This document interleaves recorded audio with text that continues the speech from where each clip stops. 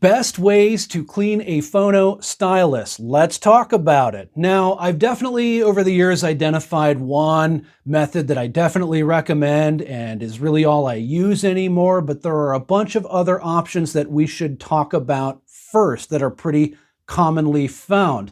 And the first one you're going to see for cleaning off a stylus is the good old standby, a dry brush solution. This particular one, if my camera would focus, is an old one by Disc Doctor, but you'll see a lot of other versions of this. A more common one is going to be like a kind of a miniature toothbrush style cleaner. They all pretty much work the same way. You would use them in a forward and back motion on your stylus.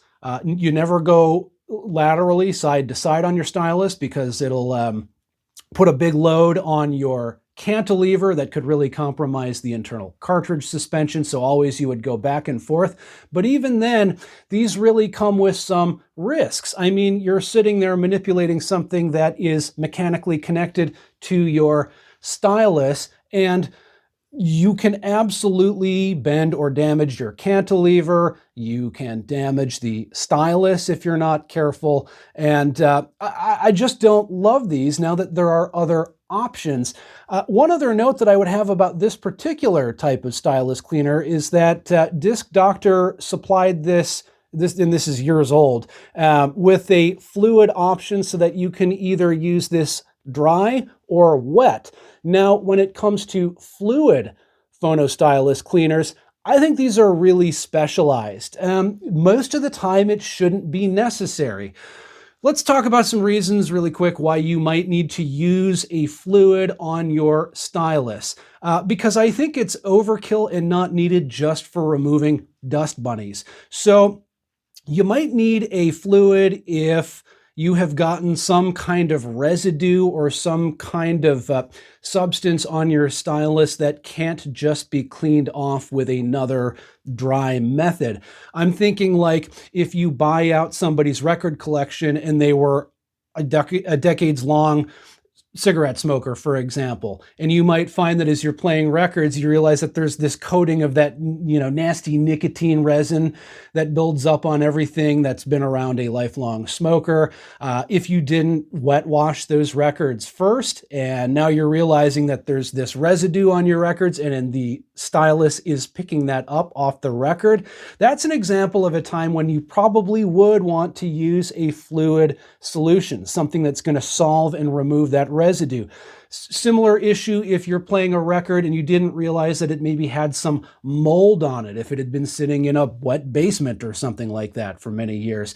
That's another instance where a wet cleaning of your stylus can be useful, but outside of a specialized case like that, I don't recommend it. I don't think it's necessary, and although these types of fluid cleaners are supposed to be formulated to not compromise things like adhesives that might be used to hold your stylus onto the cantilever, do you really want to risk that if you don't need to? I don't. And the other thing is, let's take this fluid as an example. I dug this out of a box. This is probably 20-year-old stuff. I would never use this fluid now because it will have been compromised over the years. It will break down chemically, and you definitely don't want to risk your stylus and your nice cartridge assembly to something like that. So make sure you keep that in mind. Let's look at another example. This is another type of wet cleaner.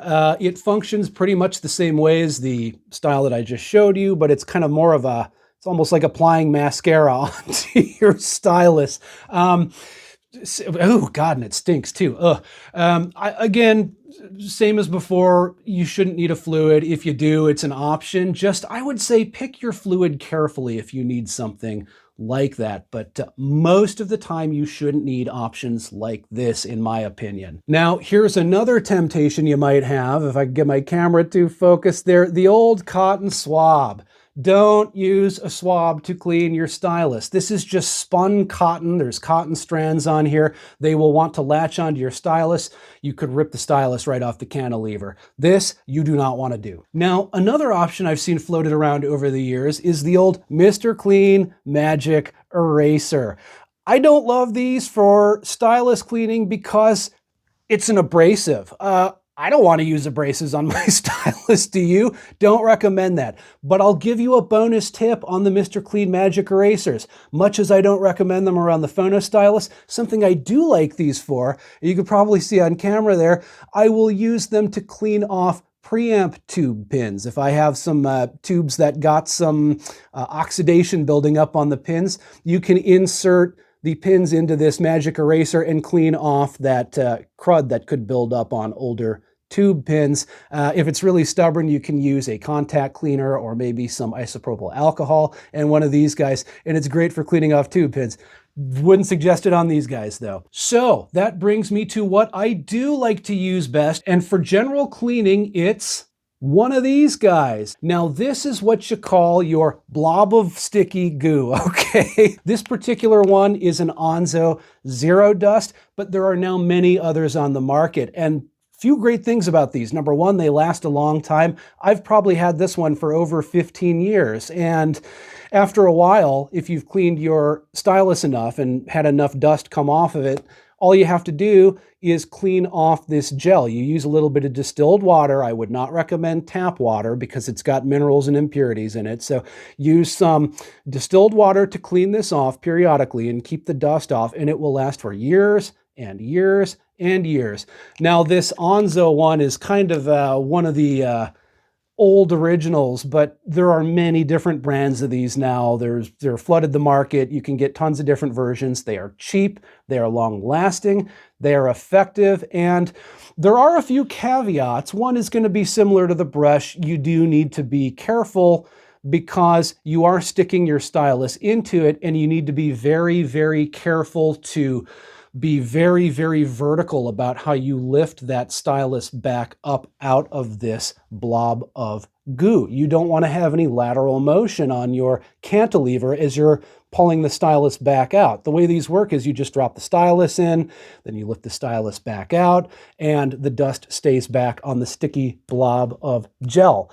So just make sure that you're not doing any lateral movements. Another thing that I like about these is depending on your tone arm, a lot of times you can actually just use the cueing arm to drop the stylus into these and lift it back out. So you really are getting that vertical motion. I think it's way lower risk than any type of brush. Now on this particular turntable and tone arm setup, I actually, because this particular one is kind of tall, it sits far enough off the platter that my cueing arm won't bring the tone arm far enough out of it without my having to just do it manually. On my other turntable, I can use the cueing lever and pull that stylus back out. So it's going to be a little bit tone arm dependent, but worst case scenario is you have to manually cue the stylus out of this blob of goo, and as long as you're just taking some care and being very vertical with how you do it, these are a great option, and they get all the dust off the stylus. They do not tend to leave things behind. Something else that I like about this particular one, and they're not all like this, but this one actually has like a little magnifying lens built into it so you can inspect the stylus afterwards. Kind of a neat touch. I don't know. You're going to see a lot of different versions of this out on the internet if you go on Amazon or whatever. Lots of different companies are making basically different versions of exactly the same thing. So look around, see what's going to work well for you. But this is my preferred method of general Phono Stylus cleaning. It should cover your bases 99% of the time or more. Works great. I have really adopted this for basically all of my cleaning. I really had to dig through some boxes to find those other options I showed you because I've eliminated all of them from my cleaning repertoire pretty much. So I hope this helped you out. And if it did, throw me a like. I really appreciate that. It really helps out small little channels like this one. And I'd like to hear from you in the comments. What is your favorite way to clean your Phono Stylus? If not this, what do you like to use? Do you still use the brushes, or have you found some other novel idea? Let me know. I'd love to hear what you have to say. So thank you as always for watching this video. I really appreciate it, and I will see you in the next one.